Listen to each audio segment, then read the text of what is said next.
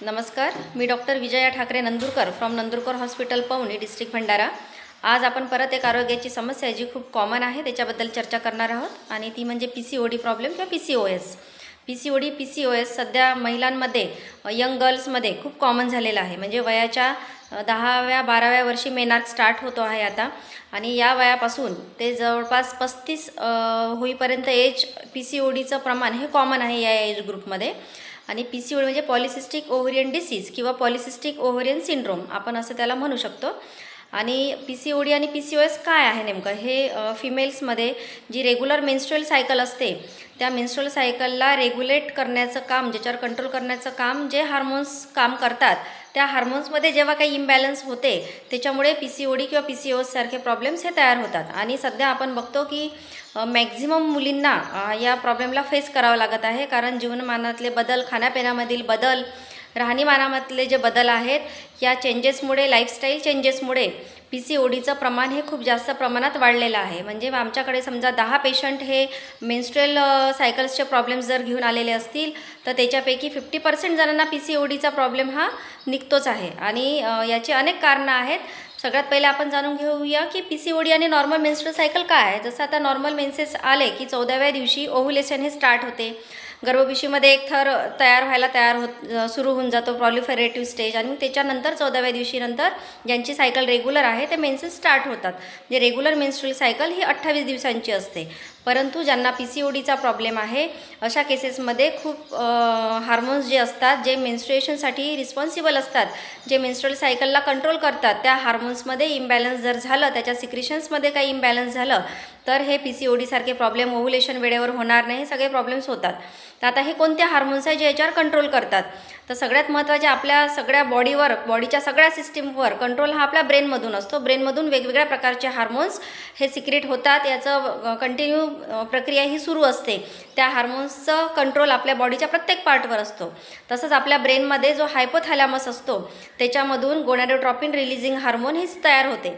आणि हे gonadotropin releasing hormone जो आपल्या पिट्युटरी ग्लँड असते ब्रेनमध्येच, त्याचा जो अँटेरियर पार्ट आहे तिथून त्याच्यावर ते कंट्रोल करते आणि तिथून पुढचे हार्मोन्स तयार होतात, जे फॉलिक्युलर स्टिम्युलेटिंग हार्मोन आणि ल्युटिनायझिंग हार्मोन FSH आणि LH हे दोन्ही हार्मोन ओव्हरीजवर काम करतात। ठीक आहे, ओव्हरीजचं काम आहे अंडबीज तयार करणे, अंडे ओव्हम तयार करणे आणि ओव्हुलेशनला इंड्यूस करणे, हे ओव्हरीजमधून त्याचं काम होते।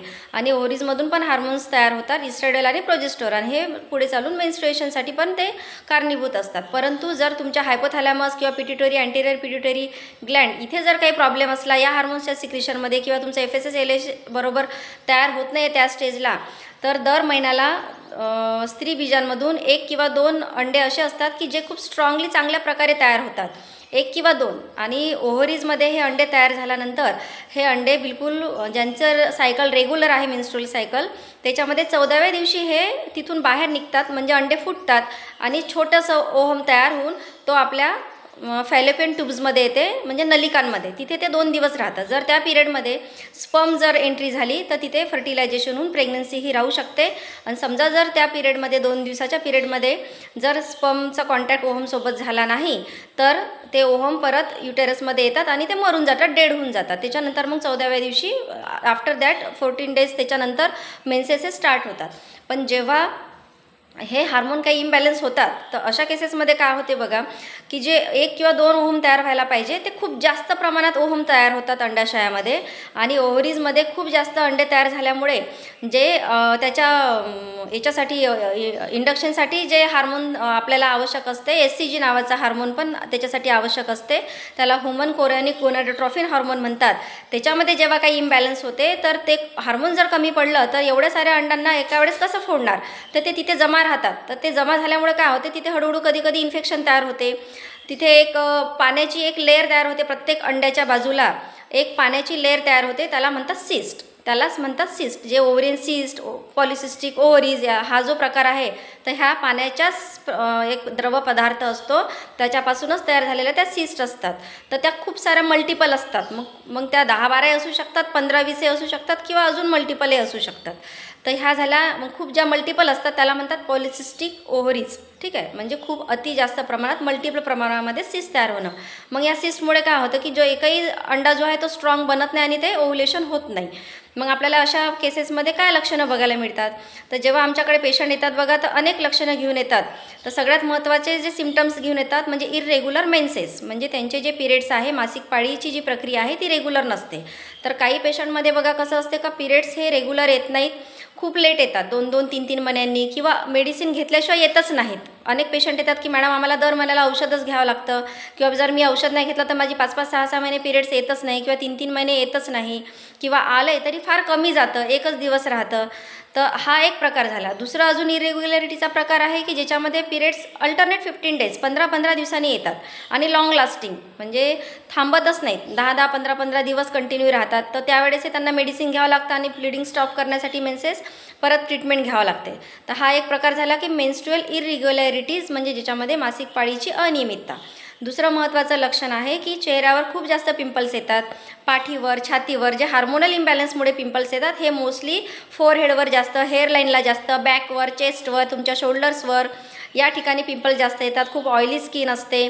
पुष्कळ पेशंट आपण बघतो की त्यांना हेअर्स असतात, जसं चीन एरिया आहे इथे आहे, आणि ते हेअर्सची ग्रोथ पण होते, म्हणजे अनवॉन्टेड हेअर्स ऑन फेस, त्याला हर्स्युटिझम म्हणतात. हा एक प्रकार आहे फिमेल्समध्ये की या PCODमुळे होतो.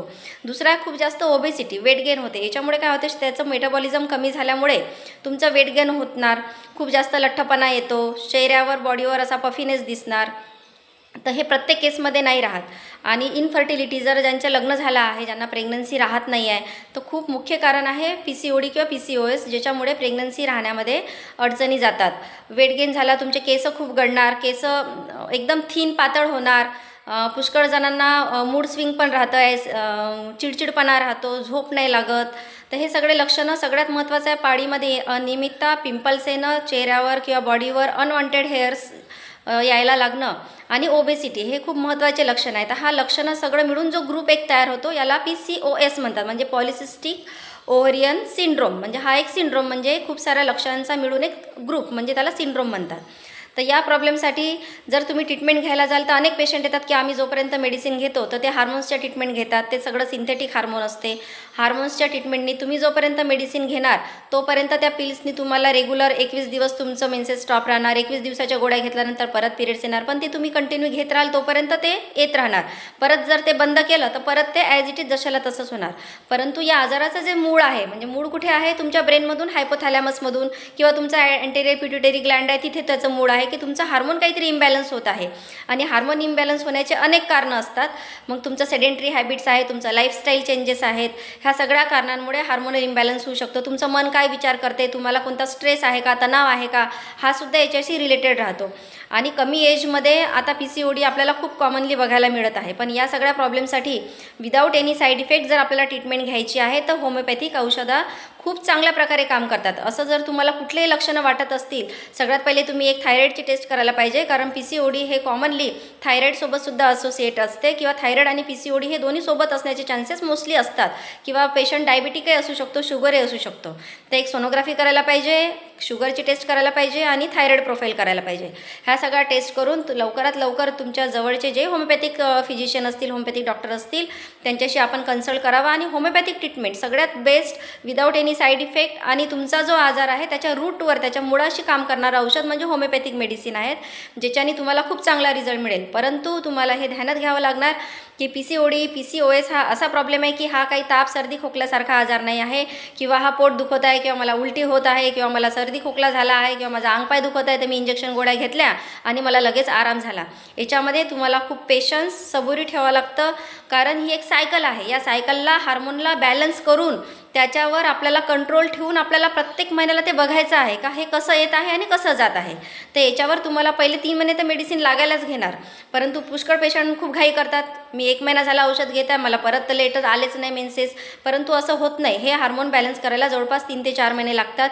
त्याच्यानंतरही आपल्याला ऑब्झर्वेशन ठेवावं लागतं. तर ही PCODची, PCOSची जी ट्रीटमेंट आहे ही तुम्हाला जवळपास 6 महिने ते 1 वर्षापर्यंत ही घ्यावी लागते. जर तुम्ही एवढा पेशन्स ठेवून जर ट्रीटमेंट घेत असाल तरच तुम्हाला त्याचा फायदा होणार. पण तुम्ही जर घाई गडबडीने कराल तर मग तुम्हाला टेम्पररी हार्मोन्सच्या गोळ्या देऊन तुमचे मेन्सेस येणार, परत ते ॲज इट इज जशाला तसंच होणार. म्हणून असं कुठलेही लक्षणं असतील, असा कुठलाही प्रॉब्लेम असेल तर पुढे चालून एज जास्त वाढल्यानंतर खूप जास्त अजून प्रॉब्लेम्स येऊ शकतात. जसं इन्फर्टिलिटीचं मुख्य समस्या आहे, तर हे समस्यांना आपण फेस नाही केलं पाहिजे. याच्यासाठी लवकरात लवकर होमिओपॅथिक ट्रीटमेंट आपण सुरू करावी. धन्यवाद. थँक्यू.